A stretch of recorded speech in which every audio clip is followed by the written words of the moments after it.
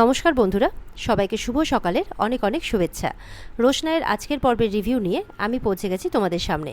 Bangla serial সমাচারে তোমাদের সবাইকে স্বাগত জানিয়ে আজকের পর্বের রিভিউ আমি শুরু করছি।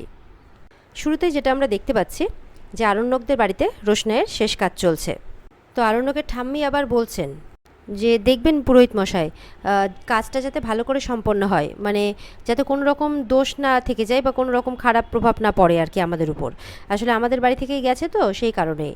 তখন পুরোহিত মশাই তো বলছেন আপনি একদম চিন্তা করবেন না, অপঘাতে মৃত্যু হলে কি কি করতে হয় আমি সবটা করে দিচ্ছি, কোনো দোষ পড়বে না। এদিকে ছোটু বলছে মনে একটু আশা ছিল, ওই বলছে আর কি নীলাব্জ, আমারও মনে আশা ছিল, ওই যে তোমরা যখন গেছিলে আশ্রমে শুনতে পেয়েছিলাম যে সাধু বাবারা নাকি নিয়ে গেছে ওকে, কিন্তু কই তারপরে তো আশা নিরাশাতে পরিণত হয়ে গেল। ছোটু বলছে হ্যাঁ আমরাও তাই ভেবেছিলাম, কিন্তু কত কী তো রটে বলুন। বলছে সাধু বাবা স্বীকারও করেছিলেন যে কম বয়সী মেয়েকে উনি দেখেছেন, কিন্তু মেয়েটি নাকি মৃত ছিল। দেখা যাচ্ছে এদিকে আশ্রমে যে পণ্ডিতজি শ্রুতি বলে একজনকে ডেকেছে। এই শ্রুতি মেয়েটিও ওই গুরুজিরই মানে শিষ্যা ছিলেন। বলছে যে গুরুজি আপনাকে যে দেখতে পাবো এটা তো আমি কখনো ভাবিইনি, এই বলে কাঁদছে মেয়েটি। বলছে যে তোমাকে একটা দায়িত্ব দেওয়ার জন্য ডেকেছি। এই যে মেয়েটিকে দেখছো নয়নতারা, এই মেয়েটিকে তোমাকে গ্রুমিং করাতে হবে, ওকে এমনভাবে তৈরি করতে হবে যাতে ওকে চেনা মানুষও দেখে চিনতে না পারে। তখন বলছে তোমার থেকে পারদর্শী তো এই কাজের কেউ নেই, সেই জন্য তোমাকেই ডেকেছি। এরপরে যখন মেয়েটির নাম জিজ্ঞাসা করছে যে তোমার নাম নয়নতারা, তখন রোশনাই বলছে হ্যাঁ। তখন সাধু বাবা আসেন যে হ্যাঁ ওই নয়নতারা, এর থেকে বেশি কিছু জানার চেষ্টা করো না, মেয়েটিকে আমরা হঠাৎ করেই পেয়েছি, কিছুদিন আগে ওর একটা অ্যাক্সিডেন্ট হয়েছিল, সেখানে ও স্মৃতি হারায়, এখন একটু সুস্থ হলেও সবটা এখনও মনে করতে পারেনি, তাই ওকে কোনো কিছু জিজ্ঞাসা করো না।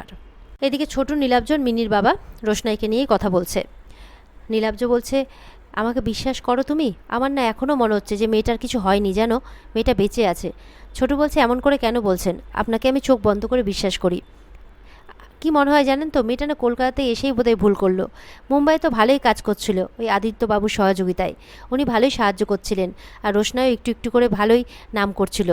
মিনির বাবা বলছে আমার মেয়ে তো শ্বশুরবাড়িতে নাও খাওয়া ছেড়ে দিয়েছে, আমার বউ তো ভেঙেই পড়েছে। সত্যি মেয়েটাকে দেখে মনেই হচ্ছে না যে মেয়েটা আর নেই, এরকম কথাবার্তা হচ্ছে ওদের মধ্যে। তো নীলাব্জবাবুরা বলছে যে কোথা থেকে এই আদিত্যবাবুর সাথে উল্টোপাল্টা বলে রটনা রুটি দিল ওর, আর কী সব বলে মেয়েটাকে অপমান করলো, মেয়েটা শেষমেশ থাকলোই না, এইভাবে কথাবার্তা বলছে আর কি। আর ওদিকে আশ্রমে শ্রুতিকে বলছে যে আমরা পার্লারে নিয়ে যেতেই পারতাম, কিন্তু তোমার হাতের ছোঁয়া তো সেখানে পেতাম না, তাই চাই যে তুমি এমনভাবে ওকে সাজিয়ে তোলো যাতে ওকে কেউ চিনতেই না পারে, ও আরও সুন্দর হয়ে ওঠে। এদিকে শ্রুতি মেয়েটি বলছে যে আমার তো কলকাতাতে 4টে বাড়ি, তো আপনি জানেন তো বিষয় সম্পত্তির অভাব ভগবানের আশীর্বাদে আমার নেই, আপনি যদি সেখানে একটা বাড়িতে থাকেন। তখন গুরুজি বলছেন আমি যদি আমার আগের জীবনে ফিরি তাহলে আমি অবশ্যই নাচ নিয়েই থাকবো, তখন আমি অবশ্যই তোমার সাথে যোগাযোগ করব। আর এদিকে দেখা যাচ্ছে যে মিষ্টু বলছে দুষ্টুকে আজকেই শেষ তো নাকি এর হ্যাঙ্গওভার আবার থেকে যাবে। তখন দুষ্টু বলছে কী রে, মেয়েটা তো আর বেঁচেই নেই, এখন অন্তত পক্ষে এরকম কথা বলিস না। বলছে বাবা তোর মধ্যে আবার এত বদল যে, সন্ন্যাসিনী হয়ে গেলি যে হঠাৎ করে। বলছে দেখ মেয়েটা তো মারাই গেছে না, আর মেয়েটা আমাদের বয়সী, আর ওর সাথে তো কত অন্যায় হয়েছে বল, সেগুলো আমরা না করলেই পারতাম, তাই নয় কি? বলে বাবা তুই তো দেখছি একজনকে ভালোবেসে পুরো বদলেই যাচ্ছিস, এইভাবে বলছে আর কি। ওদিকে নয়নতারার হোর্ডিং কিন্তু সারা শহর জুড়ে দিয়ে দিয়েছেন সাধু বাবারা। আর এদিকে গরিমা সেই ব্যাপারে কথা বলছে যে ওদিকে দেখছি নয়নতারা বলে কে একজন আছে, তার তো পুরো হোর্ডিং শহর জুড়ে একদম ছড়িয়ে পড়েছে। ছবি দেখে মনে হলো সাউথ ইন্ডিয়ান কেউ, কোনোদিনও তো শুনিও নি দেখিও নি, কিন্তু এদিকে নাকি বিশাল বড় ডান্সার। তো এদিকে গরিমাকে বলছে আরণ্যকের মা যে গরিমা তুমি বরঞ্চ আর যেও না কোথাও, এখানেই থেকে যাও। আরণ্যক আর কার কাছে যাবে বলো তো, কিছুদিন ওর মন খারাপ থাকবে, তারপর আবার সব ঠিক হয়ে যাবে। তখন গরিমা বলছে হ্যাঁ বাবাও তাই বলছিল, তো আসলে কি বলতো বাড়িতে না মা নেই, বাড়িটা খুব খাঁ খাঁ করছে, ভালো লাগছে না। মা যে কবে বিচার পাবে, কবে যে সবাই জানবে যে মা কোনো কিছু করেনি। দেখো মা তো সত্যি মারেনি বলো, এখন মাকে যদি কেউ ফোন করে তো মার কী দোষ আছে তাতে। তখন তনুশ্রী বলছে চুপ করো, দেওয়ালেরও কান আছে, দেখতে পাচ্ছ না ওখানে আদিত্য বসে আছে, তাছাড়া আসল ঘটনাটা কি আমরা তো সবাই জানি সেটা, তবে সুরঙ্গমা যেটা করেছে বেশ করেছে, সেই জন্য তো আজকে আমরা এই আনন্দের দিনটা দেখতে পাচ্ছি, তাই নয় কি? এরকমভাবে আলোচনা করছে। এদিকে তো এবার মিনি চলে আসে কাঁদতে কাঁদতে, মিনিকে তো সামলানোই যাচ্ছে না, তখন মাধবী সামলানোর চেষ্টা করছে। ওদিকে লালন বলছে দেখুন না ঠিকমতো খাওয়া দাওয়া করছে না, এরকম করলে তো অসুস্থ হয়ে যাবে বলুন, আর শুধু কান্নাকাটি করে যাচ্ছে, ওষুধটা খাবে কি করে, ওষুধ তো কাজও করবে না, এইভাবে চিন্তা করছে আর কি। মিনি বলছে আমি তো রোশনাইকে ছাড়া থাকতেই পারবো না, বলো আমি তো পারি না থাকতে, তাহলে আমি কিভাবে থাকবো, কোথায় চলে গেল। তখন মাধবী বলছে, দেখো রোশনাই যদি থাকতো তাহলে কি এরকম কান্নাকাটি করলে রোশনাই ভালো লাগতো বলো? আর এরকম খাওয়া দাওয়া না করলে তো রোশনাই রেগে যেত না বলো?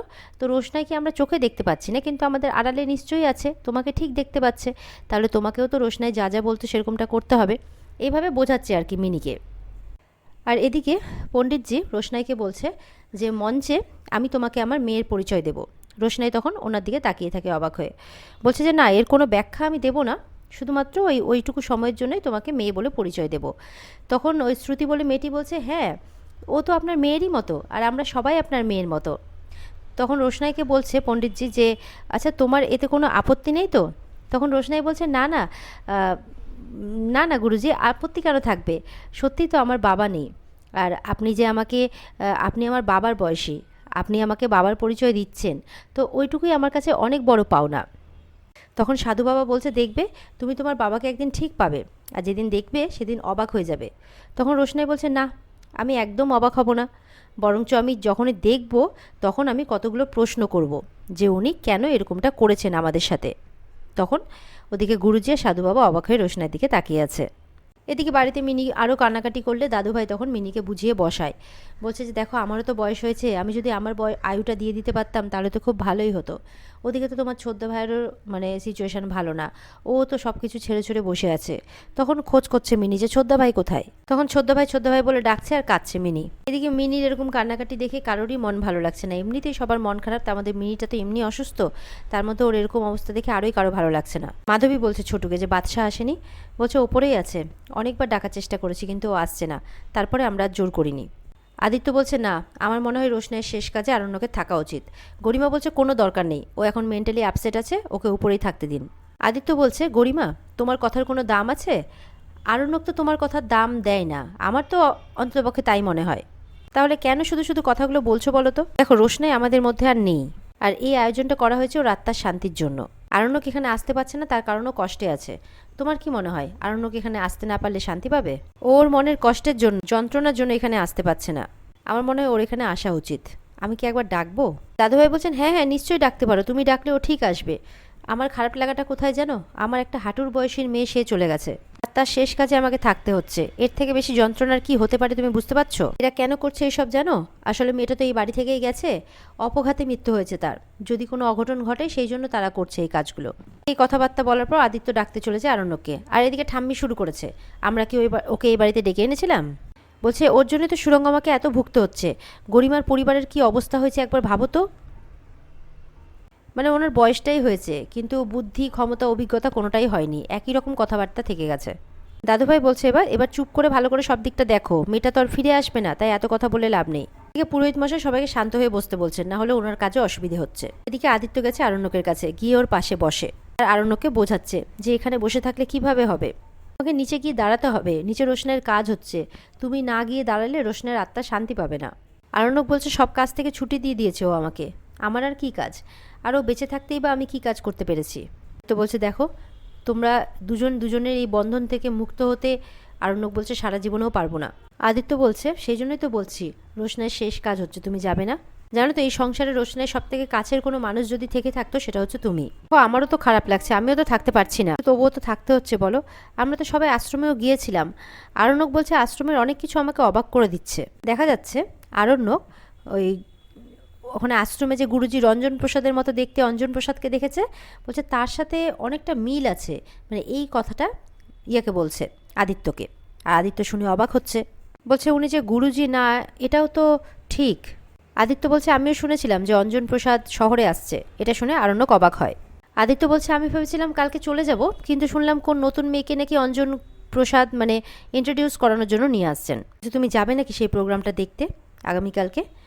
আর এদিকে দেখা যাচ্ছে সাধু বাবা বলছে যে তুমি কালকেই জানতে পারবে যে কে তোমার বাবা। রোশনাই বলছে, প্রোগ্রামের দিনে আমি সত্যিই জানতে পারবো যে আমার বাবাকে? সাধু বাবা বলছেন, হ্যাঁ।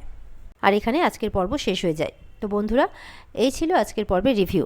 ভালো লেগে থাকলে আর আমাদের সাথে জুড়ে থাকতে হলে আমাদের চ্যানেলকে লাইক কমেন্ট করতে আর সাবস্ক্রাইব করতে কিন্তু একদম ভুলবে না। দেখা হচ্ছে তোমাদের সাথে আগামীকালকে নতুন পর্বের রিভিউ নিয়ে। আর পর্বের যদি বিস্তারিত দেখতে চাও তাহলে অবশ্যই কিন্তু স্টার জলসার পর্দাতে চোখ রাখতে হবে। তাহলে সবাই ভালো থাকবে, টাটা।